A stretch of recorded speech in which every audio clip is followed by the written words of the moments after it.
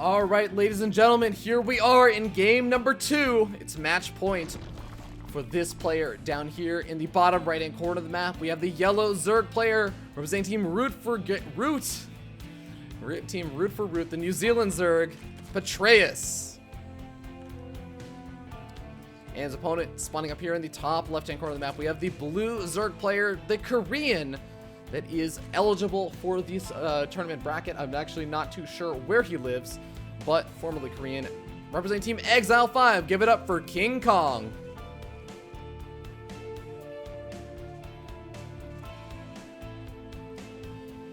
Alrighty.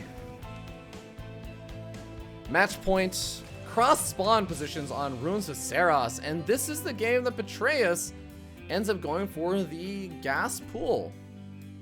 Which I've asked about, I've asked Fenner, I've asked Katz about this, and both of them say there's really only one reason that you decide to go for the spawning pool first in a ZvZ, and that really is, the pool before hatchery, and that is if you either want to A, put on the aggression, or B, you're worried about having aggression put on you, and you're worried about losing that natural expansion. It's not like Heart of the Storm ZvZ, where spawning pool first versus hatch first, either way, because of larva injects and everything, it ends up working out to be approximately the same economy. No, there is a distinct advantage in going for the hatch first now.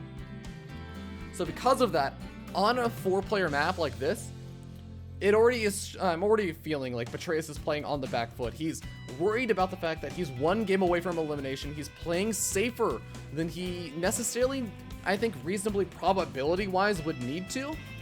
Because even though it is, yes, match point for him, it's Ruins of Saros. This is a 4-player map. There's a low likelihood that he's going to get scouted out very, very quickly. And there's a low likelihood that his opponent is going to be able to find him in time to put on aggression that he cannot react to. Like a 13-12 would really struggle, I think, to find him without taking some real big gambits. But Baneling that's coming out for both of these players. Petraeus is a little bit further ahead. Interested to see if he's going to do anything weird with that, or if it's just a slightly earlier Baneling nest and there's nothing really to it, which could very well be the case. But KingkOng also following up with his own Zergling speed, keeping 3 drones on gas compared to Petraeus' 2 drones on gas. Small, subtle little differences. If my name was Exile5 Pig, I would be able to tell you a little bit more about these differences, but I can't actually talk super duper intelligently. I'm not going to pretend to be the ZvZ master. But Petraeus is going to be making his way across the map, and he is, I will be able to say, has a little bit less gas that he's going to have banked up. And as KingkOng finishes up his Zergling speed, here come in a lot of these Zerglings. Going to be able to chase down a majority of Petraeus' Zerglings, killing off a decent chunk of them. Petraeus moves in. He sees, I guess, some of the important things that he wants to see. He sees that, oh, you haven't gone for a super fast lair attack. You aren't doing something super crazy. And, I mean, that's kind of obvious by the fact that there is, in fact, speed finished up. Because if there was speed finished up, there's no way that you could really get out lair attack this quickly. But KingkOng going for that fast 3rd expansion alongside Petraeus. Petraeus and KingkOng both looking to bring this out to a slightly later stage of the game, but Roach 1 going down for Petraeus. He's looking to transition this out a little bit sooner, whereas I think that KingkOng is content sitting on Zergling Baneling for a little bit longer. And he's doing some nice damage with these Zerglings and Banelings, and in fact, Petraeus is sort of struggling to catch up with a lot of these Zerglings. The Zerglings are going to be able to make their way into the main base and potentially hide themselves, turn into Banelings, but no. Doesn't look like Petraeus is going to allow anything like that. They do get cleaned up relatively quickly. A 3rd expansion, once again under attack, but not significant amounts of damage being taken. And Petraeus has a lot of Banelings right now. 3 Banelings still out on the map. But here we go. KingkOng finished up some of his own Banelings, and oh, Petraeus might be able to trade 3 for 2. Will the Queen hit? It does trade 3 for 2. Pretty good trade over there for Petraeus. And the game is starting to, well, I guess we still have non-stop Zerglings and Roaches coming out, but Petraeus is the one that threw down the Roach Warren. So he's going to be able to transition out of this into a lot of Roaches. And where is KingkOng sitting? KingkOng doesn't have his lair tech finished, doesn't have a Roach Warren, has an evolution chamber, sure, so maybe can get some upgrades, or heck, maybe can get Overlord drops or something, but there's not a whole lot that KingkOng actually has going for him right now. 3-worker lead, I mean, it's nice and everything, but Petraeus, once he gets out these roaches, suddenly dealing with these Zerglings and the Banelings, it's going to be much, much easier.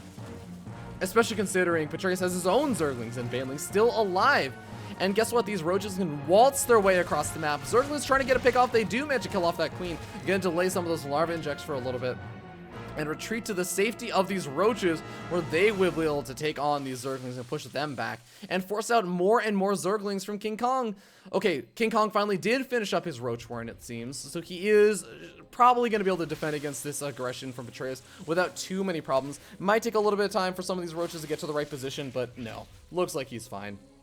A Baneling here and there, maybe morphed in for Petraeus, and maybe trying to snipe off some of these Zerglings that KingkOng is getting very, very aggressive with. And oh, this is an awkward situation for Petraeus. Baneling gets sniped off, and now these Zerglings are going to be able to pressure Petraeus the entire way back home. In fact, most of these roaches are pretty much guaranteed to lose their lives. A couple of these Banelings, though, do manage to get some good connections. You know, it loses the 3rd Baneling unnecessarily, but Petraeus, got to keep running, man. You got to keep running. Do not stop moving, because there is only a swarm of more units coming across the map. There's more drones being made behind this for KingkOng, but he has still got to get out enough units to defend against the aggression.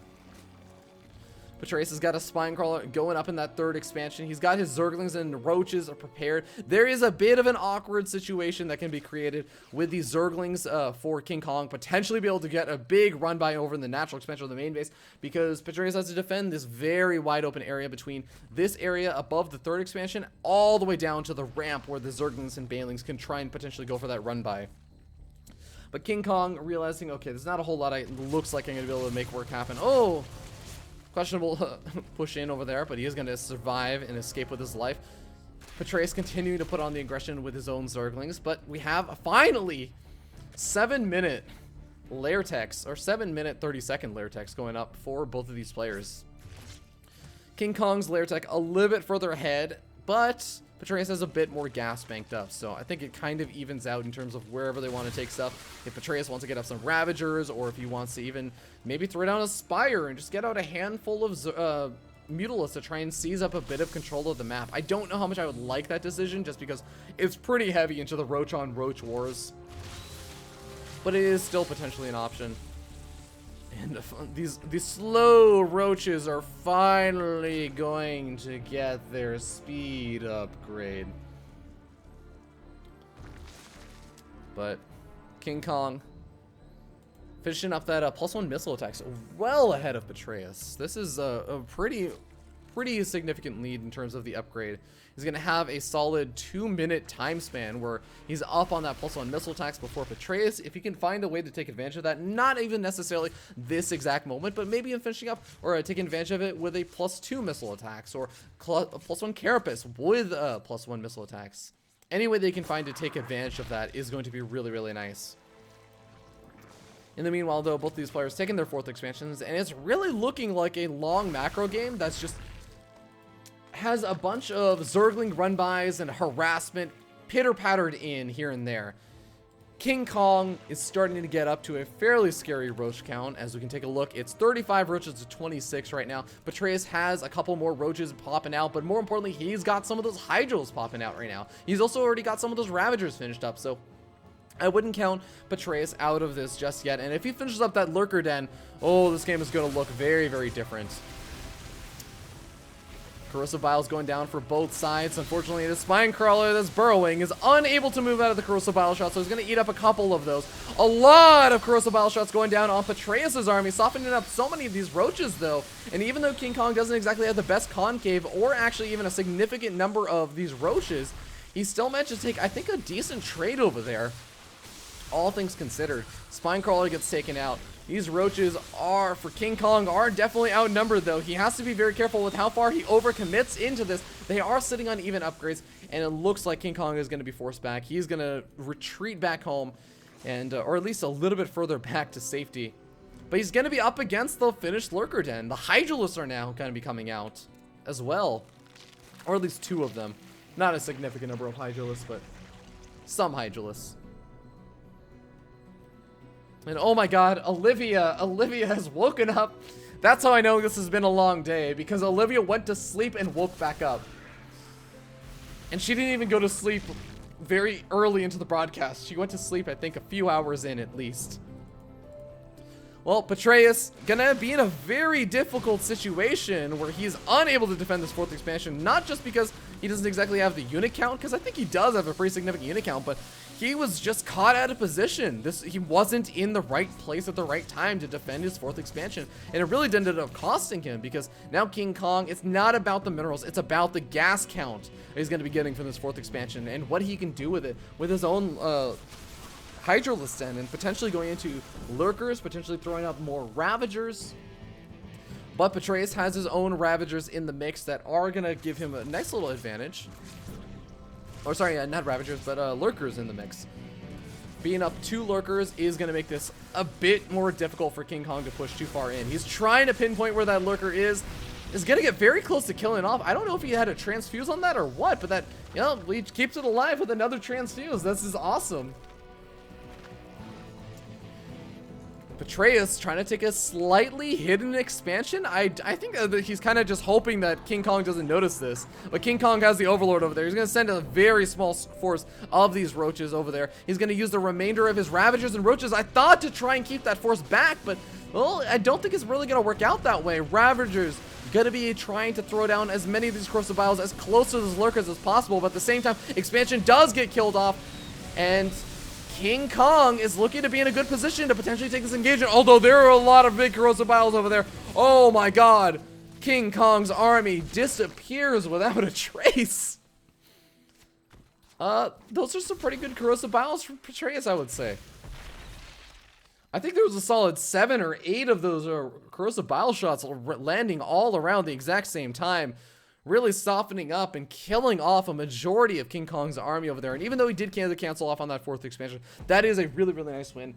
Maybe he has to be a little bit careful about losing too many units. He is starting to fall a bit further behind on that army supply, and he doesn't exactly have Lurkers in his army, like Petraeus does. Not that Petraeus has an overwhelming number of Lurkers right now. We have a couple more Ravagers being morphed in, but only 4 Lurkers out of the map right now.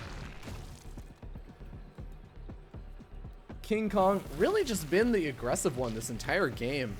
Even when he loses his army, he continues to just be aggressive. Even when it looks like he's outnumbered, he just continues to be a bit aggressive. Also, Mitsman subscribed to the channel. Thank you so much, Mitsman. What an absolute boss. Thank you so much for subscribing. Petraeus, he's coming for you with the Overlord. He's gonna have permanent vision. Oh, KingkOng trying to run away from that. I love when the Overlords are just positioned on top of the Roaches and Ravagers, because it does force your opponent to be very careful about how they actually throw down those Corrosive Bile shots to make sure that they don't just end up Corrosive Biling their own Roaches and Ravagers. But, alright. We're sitting at a maxed out KingkOng and a close to maxed out Petraeus, but KingkOng has finished up his own Lurker Den. He's going to be able to get out some of his own Lurkers, as he already has 5 out on the map right now, walking their way in a very interesting path. These guys are not just making their way across the map. No, no, no, no. They're walking their way in the most discreet path, looking for an opportunity to burrow in at this 4th expansion. Petraeus, though, catches wind of this, maybe with an Overlord? No, I don't even know how he caught wind of it. But he is ready for it, as I think he was just really preparing to deal with the main army moving around rather than the Ravagers. Or sorry, not the Ravagers, the Lurkers. But this is still a very, very difficult situation for Petraeus to be in right now, because he's going to be forcing himself through a choke, or he's going to be walking straight into his opponent's Lurker shots, but his own Lurkers are doing a significant amount of damage. KingkOng may be trapped now. He may have overcommitted himself if Petraeus decides to pounce, but he's not pouncing. I think he's still getting a feel for where those Lurkers are for his opponent. Both of these players have their Overseers alive, but Petraeus takes the engagement, and at the same time, I think, does some nice damage with these Roaches on the other side of the map, killing off a couple of these drones, up to 33 drone kills so far, and as the Overlord up there to just make it a bit easier for him to escape out of there safely and use these Roaches for a bit of aggression. Oh god, actually, these Roaches for KingkOng, he's like, wait a second, that's where another one of my bases are at. Oh, these Roaches, unfortunately, diving straight into the pit fire. This Hydra is also able to take out those the Overlord would drop. But Petraeus holds on to his 4th expansion. He's down in expansion, sure, but he holds on to his 4th expansion and holds on to a majority of his army. He still has that army supply lead. So even though he doesn't have an amazing income lead or anything, well, actually, surprisingly, he does have a bit of an income lead. I don't know how that's happening. I guess it must have to do with bases mining out faster than others for KingkOng, and now he's a bit oversaturated or something. But both these players are sitting on relatively even worker counts. It's okay. Well, they were sitting on relatively even worker counts until a couple seconds ago, and now we're going to end up seeing a massive spike up for KingkOng as he goes up to 74 drones and starts to get out some of those infestors. The infestors are actually going to be really, really nice just because they lock down a lot of your opponent's units. If they ever overstep their boundaries, start walking into your lurker shots, then hey, you throw down a fungal growth, you lock them in, there's no escape. That lurker is going to kill those units very, very quickly. Oh, KingkOng still darting around. I love how out on the map KingkOng is. And of course it did cost him a little bit as he lost some of those workers to the roach aggression at the 4th expansion or the 3rd expansion. But he's just been so active on the map. And Petraeus has had a hard time moving out across the map and putting on aggression. He did have, again, that 4 roach hit squad, but that's really all I can think of that he's been super active on the map. And it's because he's been constantly pushed back. He's been constantly threatened. Even when Petraeus felt like he had a better army, the lurkers and the ravagers, just the roaches, like the hydros, the positioning was so important that he couldn't really afford to just move into his opponent. But here we go. 4 roach hit squad coming in once again, making its way into the main base. Maybe we can try and get a snipe off on that queen. I think there's plenty of larvae here to spare, though. I don't know if killing off this queen is going to be a significant impact in this game. You know, it'd be really cool if, because KingkOng is so close to max out, he ends up just using these roaches and, killing off some of these drones mining gas. That's also nice. But it would be awesome if he actually managed to kill off, like, the lurker den or something, and KingkOng just didn't react in time. And, you know, maybe you use a burrow or something. Petraeus does have burrow. And there we see it being used. At the same time, he moves in with some of these roaches, and this is where we end up seeing Petraeus able to throw out some really, really cool aggression. With the burrowed roach play, he can really keep KingkOng on the defensive and keep in an awkward position where he feels like he has to have overseers or spore crawlers everywhere. He's getting pulled every which way. And this is the map control that I think Petraeus has really been wanting for such a long time in this series. And I should say in this game specifically. Because now he's able to take this expansion. He's able to maneuver his army out a little bit further on the map. He can even get some of that creep spread up. But oh my god, we got Broodlords out on the map for KingkOng. And what does Petraeus have to answer it? Vipers? Well, he doesn't have any Hydralisks out. He's going to start to make some of those Hydralisks. And hey, I guess lurkers will kill these broodlings very, very quickly. So they're not going to be doing massive amounts of damage, but this is still a very concerning situation. Infestors got to be careful about how far they move in. Oh, Broodlords do get killed off very, very quickly as a massive round of these Hydralisks are out for Petraeus. He's going to be able to kill off a lot of the Corruptors as well. So even though the Vipers end up getting killed off, I think that Petraeus might have enough to start moving on forward. Fungal growth goes down, though, and locks a lot of these Hydralisks in range of the lurkers. GG gets called. Petraeus taps out. And KingkOng is going to be your victor. Moving on to the grand